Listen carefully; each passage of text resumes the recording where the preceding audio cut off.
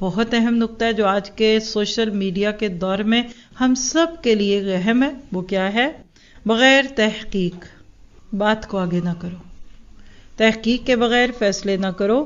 یا ایھا الذین آمنوا ان جاءکم فاسق بنبأ فتبینوا، اے مسلمانوں اگر تمہیں کوئی فاسق خبر دے تو تم اس کی اچھی طرح تحقیق کر لیا کرو.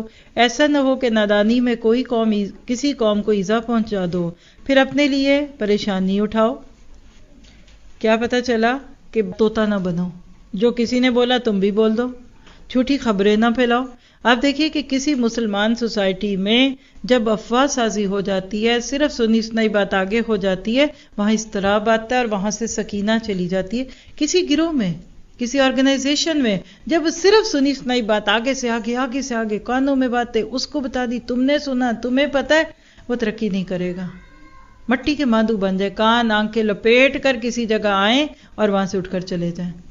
کہتے ہیں کسی کے گھر جاؤ نا تو اندھے بن کر جاؤ کہ ان کے کوئی عیب نہ دکھے، اور وہاں سے نکلو تو گونگے بن کے نکلو کہ ان کی کوئی برائی دوسروں کو نہ بتا دو.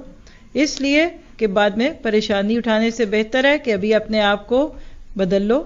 اللہ کے نبی نے فرمایا جب تمہارے پاس دو آدمی فیصلے کے لیے آئیں تو تم پہلے کے حق میں فیصلہ نہ کرو بلکہ دوسرے کی بات سن لو، ان قریب تم جان لو گے کہ تم کیسے فیصلہ کرو. کتنی معروف بات ہے. آپ کی دوست نے آ کر اپنی شوہر کی کچھ باتیں سنائیں، آپ شروع ہو گئے وہ ہے ہی ایسا. ساس کی بات برا بہو نے کہیں کر دی، کہتے وہ ہے ہی شروع سے ایسی. ادھر آؤ میں تمہیں کچھ اور بھی بتاؤں جو تمہارے آنے سے پہلے کی باتیں. نہیں کیجیے، دونوں کی سنیے، ادھر سے ادھر، ادھر سے ادھر، تاکہ پھر بات سمجھ بھی آ سکے. اسی لیے آپ دیکھیے کہ یہ وہ چیزیں ہوتی ہیں جس کو سننے کے بعد بندے کو اپنی اصلاح کا موقع ملتا ہے.